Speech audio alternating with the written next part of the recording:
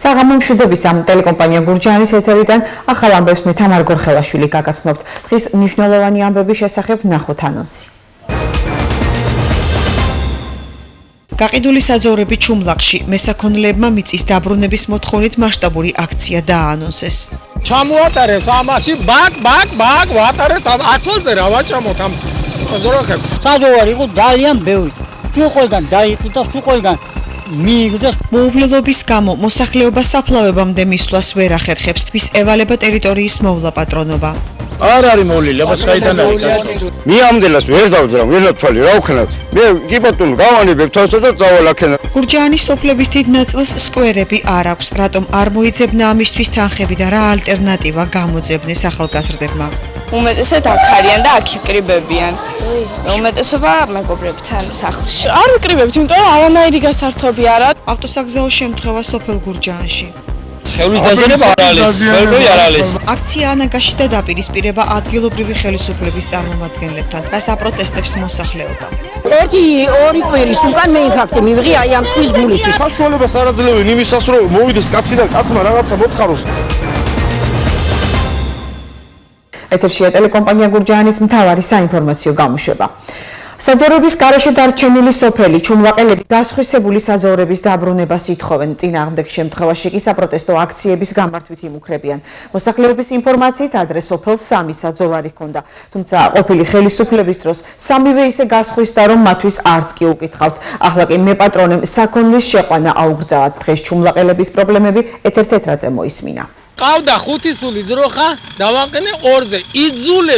იძულებით, რომ არ არის საძოვარი. ბეჟან რუაძემ საქონლის სულადობა იმიტომ შეამცირა, რომ გამოყვებას ვეღარ ახერხებდა, რადგან როგორც ამბობს მდინარე ალაზნის არხისპირა სოფლის საძოვარი გაიყიდა და მეპატრონემ მათ საქონლის შეყვანა აუკრძალათ. მოსახლეობა სოფლისთვის წართმეული საძოვრის დაბრუნებას თხოვს. საძოვრების პრობლემები აქვს. ჩამოატარეთ ამაში ბაკ ვატარეთ ამ ასფალტზე რა ვაჭამოთ ამ ზოროხებს. არავით არის საშუალება არ არის რომ საქონელი დაკმაყოფილდეს. ეს ადგილი იყო საძოვარი, იყო დასასვენებელი სოფლის საქონლისათვის, ეს ადგილიც გაგვიყიდეს. მყავდა ბევრი საქონელი. დავაპატარავე საქონელი, ეხლა დემატვის ფასი გავდადე. ეხლა გახდა 80 წეთრი. რათა მაღაზიაში ლარიღით. ეხლა იმას ვიზამ რომ ალბათ 2 ლარ გავხდი ნახევარი ტრასა. ხალხი ხო ცოდუა ამ საძოვრების გამო. არ შეიძლება საძოვარი აღარავა. გადმოიწეს ყველა მხრიდან. ჩაყარეს უყოლგან ატამი, ჩაყარეს ვენახი. კი ღმერთმა მიწეთ იმათი ვენახი უნდა და იმათი ატამინა მე კიდე ჯოხა მინა. მოსახლეობის ინფორმაციით ადრე სოფელს 3 საძოვარი ჰქონდა, თუმცა სამივე მათგანი ისე გასხვისდა, რომ მათთვის არც კი უკითხავთ. ახლა იძულებულნი არიან საქონელი კერძო ნაკვეთების მიმდებარე დაბალახონ, რაც ხშირად კონფლიქტის მიზეზი ხდება. საძოვარი ძალიან კარგად ჰქონდა, აქ იყო 6-7 ნახირი იყო. ნახირზე მოდიოდა, საძოვარი იყო ძალიან ბევრი. სუყოლგან დაიყიდა, სუყოლგან მიიგდეს, სუყოლგან ესე იგი თავისი ნებით დახანეს, შევიდნენ და ვეც გამოდიან.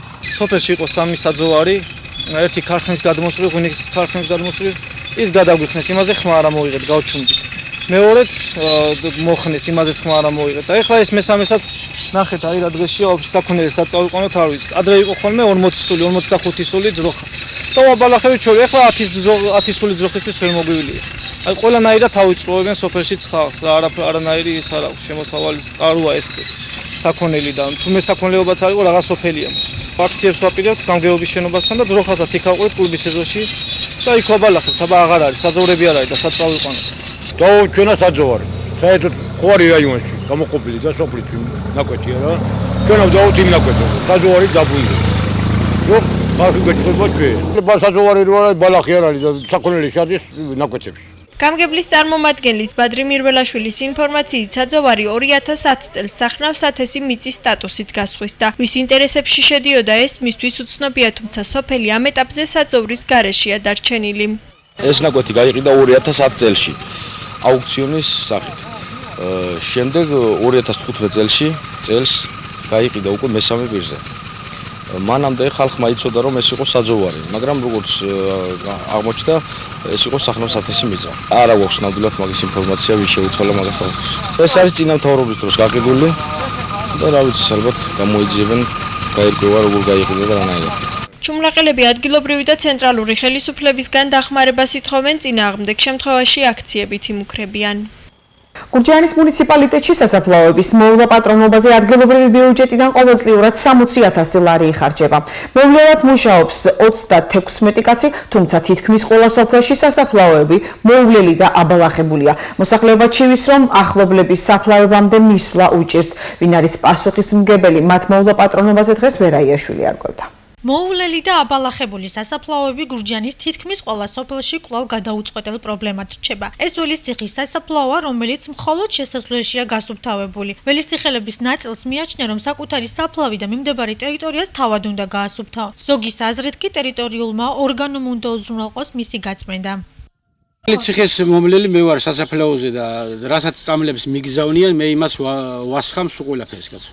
რავი თუ რამე არის ეგ დასხმული არის ეხლაც წამალი დროთა განმავლობაში ძმემძიმეთა ხმება ეგენი. ჩემი გამოცდილებიდან გურჯაანის რაიონში ყველაზე კარგად მოვლილი არის სოფელი ველისციხის სასაფლაო. არ არის მოვლილი, აბა საიდან არის კაცო? მე მგონი ვისაც პატრონი ყავ მიცვალებული ის თავის საფლავს ყველა ულის და მე მაგალითად ხრი საფლავ რა თქმა უნდა, ან კიდე სხვა. ყარაულები ყავს მარტო საფლავს, რომლებიცაც თხრიან და ფულს იღებენ. ზოგან არის, ვისაც პატრონი ყავს უხთავებს. ყველა თავისე გაასუფთავებს, იქ ნაგავი დაგროვდება რა? არ დაგროვდება.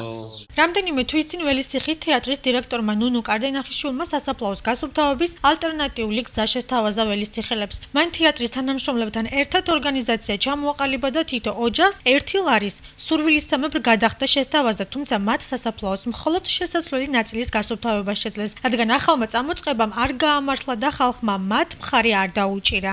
ძალიან გული მწყდება, რომ ჩვენი სასაფლაო ზომაზე მოტად მოულელია და მინდოდა რომ რაღაც ნაკლები ძალდატანები, ძალიან დაბალი ფინანსებით თვითეული ოჯახისთვის 1 ლარიანი შემოწირულობით 1 ლარი ერთი ოჯახისთვის როგორც არ უნდა უჭირდეს, მე მგონი არ არის ტრაგიკული თანხა, რაც უკვე შეძენილი გვაქვს, ამას რა თქმა უნდა გავხარჯათ პირველი პირის გზის აქედან და იქიდან საფლავების მოწესრიგება შევძლებთ, გარკვეულ რაოდენობით ხეების შეთეთრებასაც და 310 ლარი, რასაც გასვდება ამით მუშახელის და ნაგვის გატანას.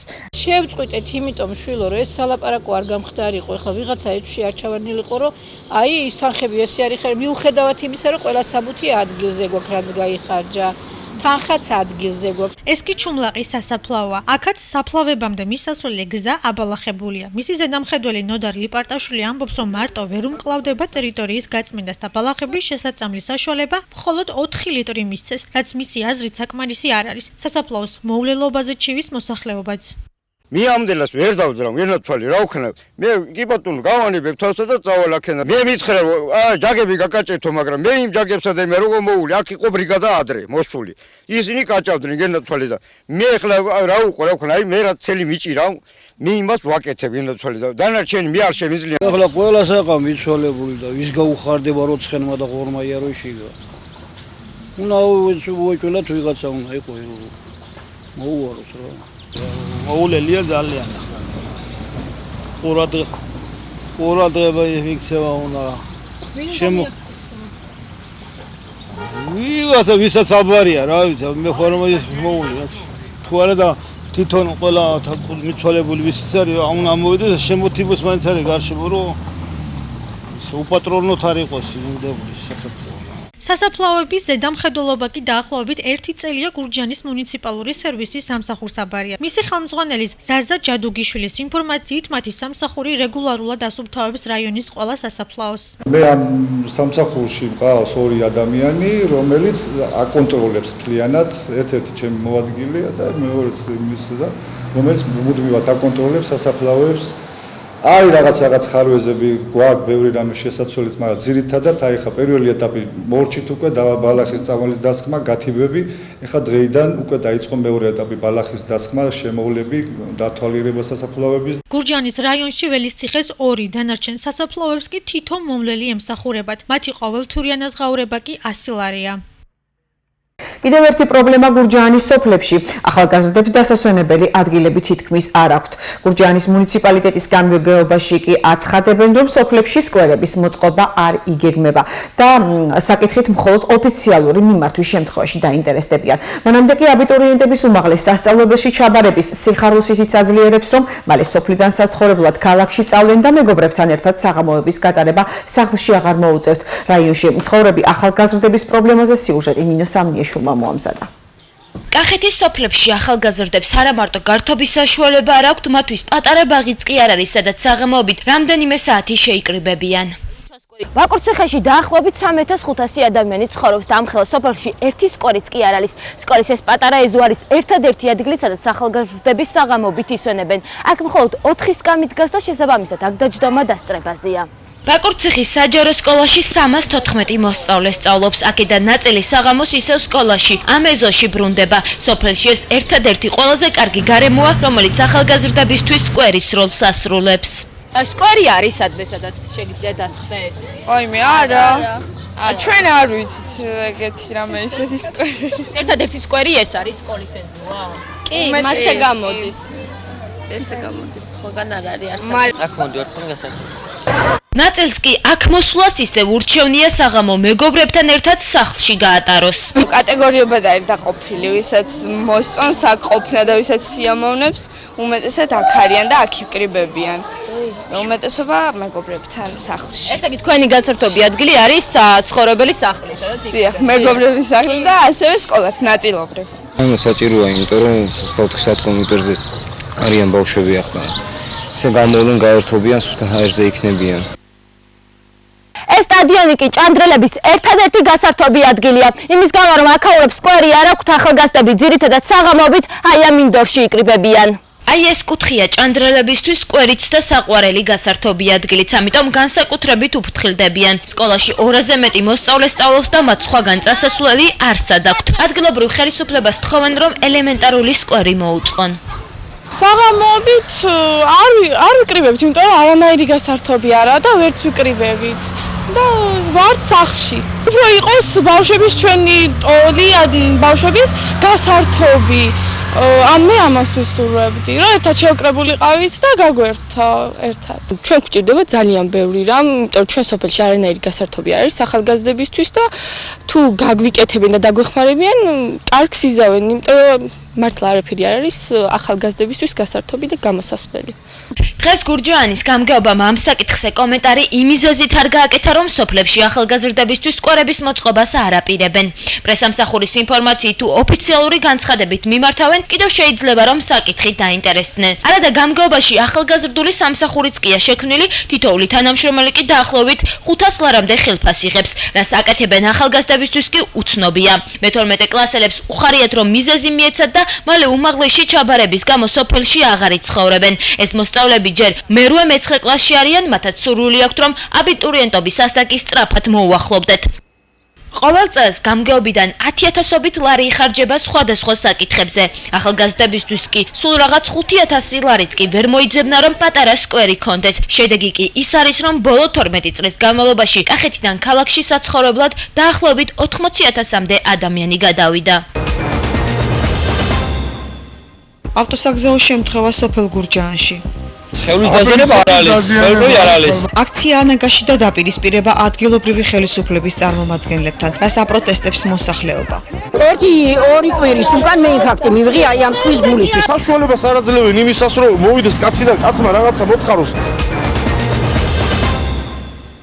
ავტოსაგზაო შემთხვევა სოფელ გურჯაანში ერთმანეთს ნივა და მერსედესის მარკის ავტომობილები შეეჯახდნენ. შემთხვევის შედეგად არავინ დაზიანებულა. ავარიის მიზეზი სავარაუდოდ გადაჭარბებული სიჩქარე გახდა. შემთხვევის ადგილზე მობილიზებული იყო საპატრულო პოლიცია. სხეულის დაზიანება არ არის, სხეული არ არის. მაგარი დატროული არის, ეგ არის ხოლმე სხვა არაფერი. აუ, სიშური არა, გადაჭრული თარავიდან გადაჭრული. აქცია სოფელანაგაში მოსახლეობა სასმელი წყლის პრობლემაზე საუბრობს და ამბობენ, რომ მუნიციპალიტეტის ხელმძღვანელობას ისინი მხოლოდ არჩევნების დროს ახსენდება. აქციის მონაწილეების თქმით, უკვე წლებია სოფელში რამდენიმე უბანს წყალი არ მიეწოდება. საკითხი კი ამ დრომდე მოუგვარებელია. აქციაზე სიღნაღის მუნიციპალიტეტის გამგეობის წარმომადგენლების მისვლას სიტყვიერი დაპირისპირება მოხდა. მოსახლეობის ბრალდებებს კომუნალური სამსახურის ხელმძღვანელმა უპასუხა. მისი განცხადებით, წყლის სათავე ნაგებობის და სისტემის რეაბილიტაცია უკვე მიმდინარეობს, რისთვისაც 130.000 ლარამდეა გამოყოფილი. წყალი არა მაქვს აი ამ წუთში ქვევით აი კილომეტრი არის წამობრძანდით და ნახეთ აი ჩვენი შლამი გდია ისე ერთი ორი კვირის უკან მე ინფარქტი მივიღე აი ამ წყლის გულისთვის ეხლა ერთი თვეა რაც ავადმყოფოდან გამოვედი მთელი ერთი ხდება რომ ეს მომავლამარი აქ მოსაგვარებელი დააკეთეს ეს გათხარეს დაგვიზიანეს ჩვენი საკუთარი მილები მაგას ვერ ვიტყვი მე ვუთხარი ამაში ჩვენთან ხა გადაყდილი მოგვიტანეს ახალი შლანგები და ჩაგვიფინეს. კი, ვამბობ, ყველაფერს ვამბობ. მოგვიტანეს ჩაგვიფინეს ახალი შლანგები. გავიდა ერთი კვირა, გავიდა ორი კვირა, გზები გადათხრილი. არაფერი არ კეთდება. ჭაბურღილები კეთდება. 130.000 ლარი ფულია ჩადებული დღესდღეობით ამ სოფლისთვის და დაემატება ქსელები შეიცვლება. აი ეს დროებით არის რაღაც პატარა პერიოდისთვის მოგვარდეს და უწყლოდ არ იყოს ხალხი. მე რა საშუალებას არ აძლევენ იმისას რომ მოვიდეს კაცი და კაცმა რაღაცა მოთხაროს. გამოდიან ხალები და ის მუშა ბრიგადა რომ მოდის ავარიული ჯგუფი არავინ აბსოლუტურად არ აძლევს არაფრის საშუალებას. გურჯაანის მაჟორიტარმა დეპუტატმა ზვიად ყვირავაშვილმა ბესიკის ქუჩაზე დასრულებული სარეაბილიტაციო სამუშაოები მოინახულა. მოსახლეობა კმაყოფილია და ამბობს, რომ მას შემდეგ რაც ასფალტი დაიგო, მათი ყოფითი პირობები მნიშვნელოვნად გაუმჯობეს და პროექტი მუნიციპალური განვითარების ფონდის მიერ განხორციელდა. ასფალტის საფარის გარდა მოეწყო საკანალიზაციო სისტემა და ბორდიურები. ამავე პროგრამით სარეაბილიტაციო სამუშაოები ჩაუტარდა ჭავჭავაძისა და ბარათაშვილის ქუჩებს. პროექტის ღირებულება 1.200.000 ლარია.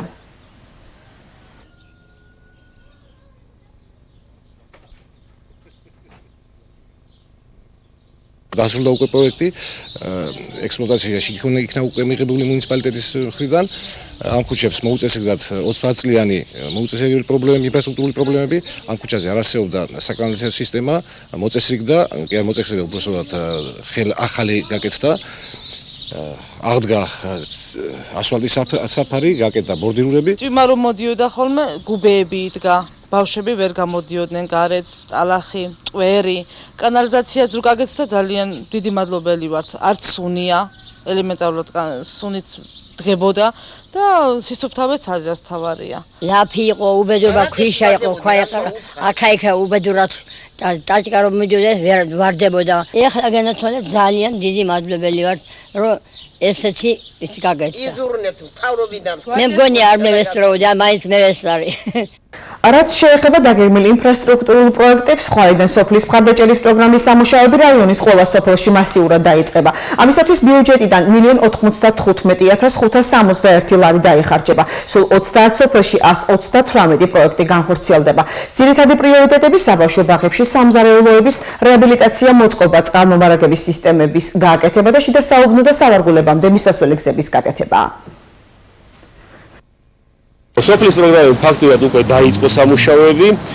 ჯერჯერობით სულ რაღაცა 2-3 სამუშაოა დაწყებული. ეს არის ჩუმლახში, ჭაბურღილი, ეს არის სოფელ გურჯაანში, ნატო-ვაშნაძის სახლ-მუზეუმთან სამიაღური არხი და კიდევ 1-2 ტურიზმული ობიექტი, მაგრამ მასიურად უკვე დაიწყება ხვალიდან. კახეთის რეგიონში სიტყვა თავიდან იქნა აცილებული. ამის შესახებ ინფორმაციას სახელმწიფო სამხედრო სამეცნიერო ტექნიკური ცენტრი დელდა ავრცელებს. მათი ცნობით გუშინ 1 ივნისს მართვის ცენტრმა კახეთის ტერიტორიაზე ჩამოყალიბების პროცესში მყოფი ღრუბლის ფრონტი რამდენჯერმე დააფიქსირა, თუმცა მათი დამუშავება წარმატებით შეძლო. პოეზიის საღამო გურჯაანის კულტურის ცენტრში. ახალგაზრდებმა საკუთარი ლექსები წაიკითხეს, რამაც დამსწრე საზოგადოების მოწონება დაიმსახურა. მათთან ერთად იყო შეზღუდული შესაძლებლობების მქონე ერთი პირიც, რომელმაც ასევე დიდი შთაბეჭდილება მოახდინა. ახალგაზრდები კულტურის ცენტრის ხელმძღვანელი ნათია სოფრომაძემ ჯერ კიდევ რამდენიმე წლის წინ შეკრიბა. წელს მათ შორის ახალი სახეებიც გამოჩნდა. აწყობს პოეზიის საღამოებს და მორიგი პოეზიის საღამოა. მაგრამ მაგრამ განსხვავებული არის იმით, რომ შეზღუდული შესაძლებლობის მქონე ბავშვი მონაწილეობს, რომელიც ლექსს წაგვიკითხავს გალაქტიონ ტაბიწისას. ძალიან კარგია, რა თქმა უნდა, ხდება ახალგაზრდა შემოქმედი ადამიანების პოპულარიზაცია, აღნიშნული პოეზიის საღამო მოაწყო კულტურის სახლმა და მისასალმებელია ასეთი პროექტები ჩვენ ყველანაირად ხელშეუწყობთ, რაც შეიძლება მეტი პროექტი განხორციელდეს ასეთ. გამოვავლინოთ შემოქმედი ახალგაზრდები, ნიჭიერი ახალგაზრდები. გამოშვებას რეგიონის გარეთ განვითარებული მოვლენებით განვაგრძობს, რომელსაც თამარ ჭანყოშვილი გაგვაცნობს. მოგესალმებით და იმ ძირითად მოვლენებს გაგაცნობთ, რაც დღეს რეგიონის გარეთ ვითარდებოდა.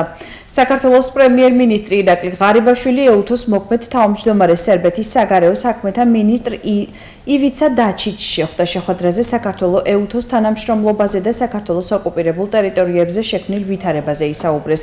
საქართველოს პრემიერ-მინისტრმა კიდევ ერთხელ გამოთქვა შეშფოთება იმ ეგრეთ წოდებული ხელშეკრულების გამო, რომელიც მოსკოვმა სოხუმთან და ცხინვალთან გააფორმა. მთავრობის მეთაურის თქმით, ეუთომ კონფლიქტის მოგვარების საკითხში აქტიური და პოზიტიური ფუნქცია უნდა შეასრულოს. ეუთოს მოქმედმა თავმჯდომარემ თავის მხრივ კიდევ ერთხელ დააფიქსირა, რომ მხარს უჭერს საქართველოს ტერიტორიულ მთლიანობას. მიზანმიმართულად უნდა ვიმოძრაოთ იმისგან დამოუკიდებლად როდის რომელ დღეს რა ინიციატივით გამოვა ვლადიმერ პუტინი. ამის შესახებ საქართველოს თავდაცვის მინისტრმა თინა ხიდაშელმა ნატოს გენერალურ მდივანთან შეხვედრის შემდეგ განაცხადა. ხიდაშელის თქმით, მნიშვნელობა არ აქვს ამ ზაფხულს გაიხსნება ნატოს საწვრთნელი ცენტრი საქართველოში თუ არა. ფაქტები ადასტურებს ერთადერთ რამეს, რომ ვარსებობთ, ეს უკვე პრობლემაა რუსეთისთვის, განაცხადა თინა ხიდაშელმა.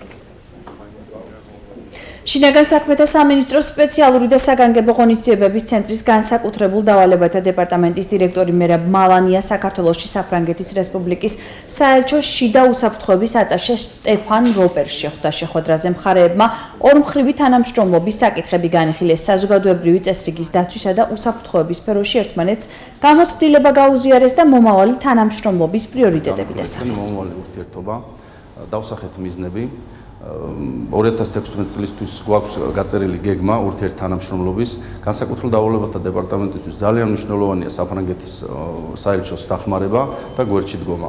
8 მილიონი დოლარის ოდენობის ინვესტიცია და ახალი სასათბურე მეურნეობა 5.5 ჰექტარზე სოფელ ცაისში. პროგრამის აწარმოა საქართველოში ფარგლებში დაფინანსებული. საწარმო დღეს საქართველოს პრემიერ-მინისტრმა ირაკლი ღარიბაშვილმა დაათვალიერა.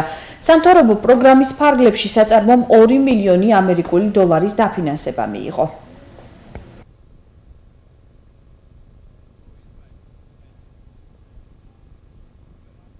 ეს არის ქართული ინვესტიცია. აქ როგორც ნახეთ, ესე იგი დღეში 10 ტონა პომიდორი მოყავთ. ეს არის ძალიან მნიშვნელოვანი ამ რეგიონისთვის და რა თქმა უნდა ჩვენ მთავარ ამოცანად დავისახეთ სწორედ ქართული წარმოების განვითარება და ძალიან მნიშვნელოვანი არის რომ ქართული პომიდორი ეტაპობრივად უკვე ანაცვლებს იმპორტირებულ დაბალხარისხიან პომიდორს. ეს არის ჩემთვის ყველაზე მნიშვნელოვანი. ნახეთ ალბათ რომ ესე იგი უკვე 3 ეტაპად ვითარდება ეს სათბური.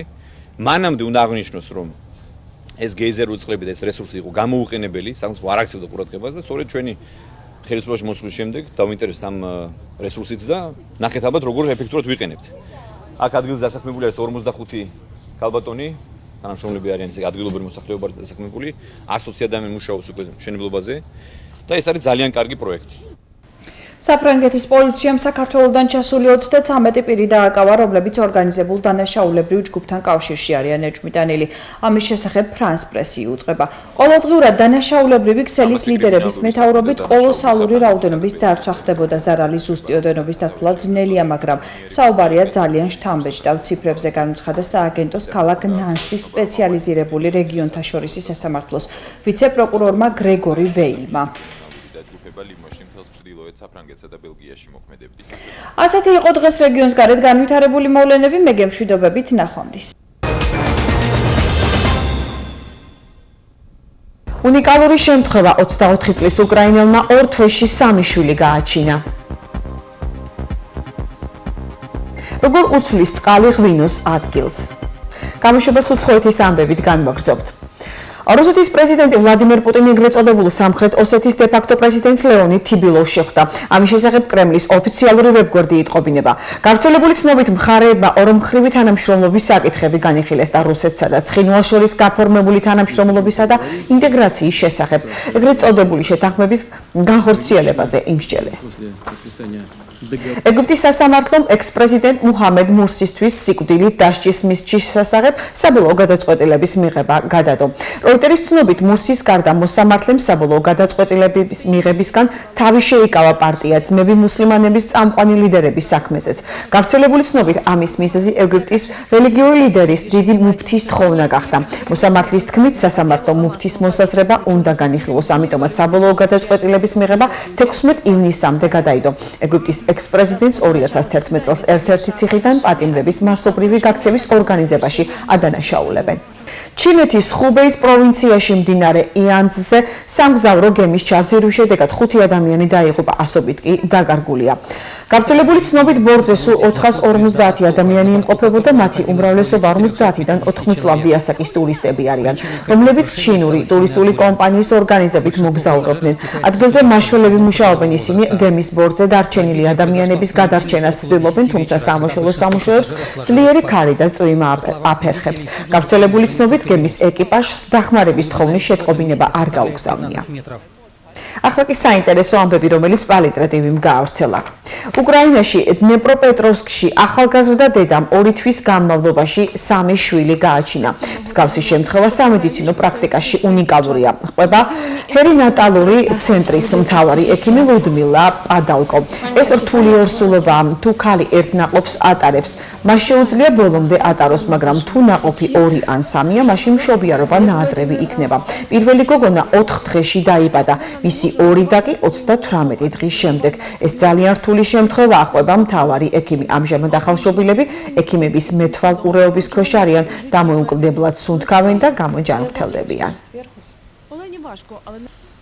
ეს მარტივი სამეცნიერო ექსპერიმენტი თვალსაჩინოდ წარმოგვიდგენს ფიზიკის კანონებს და გვაჩვენებს, როგორ ურთიერთქმედებენ სხვადასხვა სიმკვრივის სითხეები. ძალიან საინტერესო სანახავია, თუ როგორ უცვლის წყალი ღვინოს ადგილს.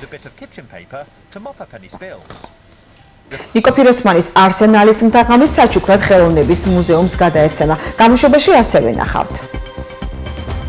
საქართველოს ახალგაზრდული ნაკრები ევროშესარჩევ ციკლში იასპარეზებს. და ბოლოს დღის სხვა ამბები. ნიკო ფიროსმანის არსენალის მთაღამით საჩუქრად ხელოვნების მუზეუმს გადაეცემა. გადაწყვეტილება ტილოს ხელოვნების მუზეუმისთვის გადაცემის შესახებ ნახატის ახალ მფლობელს, ყოფილ პრემიერს ბიძინა ივანიშვილს ეკუთვნის. ყოფილმა პრემიერ-მინისტრმა ბიძინა ივანიშვილმა ფიროსმანის არსენალის მთა ღამით $1,5 მილიონად კრისტის აუქციონზე შეიძინა. ტიხუანაში ენრიკე იგლესიასმა კონცერტის დროს რატომღაც ოპერატორის დრონის დაჭერა გადაწყვიტა, მაგრამ მცდელობა უიღბლო აღმოჩნდა. დრონმა მომღერალს მარჯვენა ხელის თითები დაუჭრა. მაყურებლები სისხლის დანახვაზე შეშფოთდნენ, თუმცა მომღერალი არ შეშინებულა და კონცერტი გააგრძელა. საქართველოს ახალგაზრდული ნაკრები სან-მარინოში გაემგზავრა, სადაც 3 ივნის ევროშესარჩევი ციკლის პირველ შეხვედრაში მასპინძელ თანატოლებს შეხვდება. სან-მარინოელთა გარდა ჩვენს ჯგუფში არიან ესპანეთი, შვედეთი, ხორვატია და ლატვია. ალექსანდრე ჩივაძის გუნდს ბოლო მომენტში ტრავმების გამო გამოაკლენ ბოლნისის სიონის მცველი სანდრო გურეშიძე და მოლდოვური საქსანის შემტევი ირაკლი გოგინაშვილი. ახლა კი ნახოთ, როგორი ამინდი იქნება ხვალ.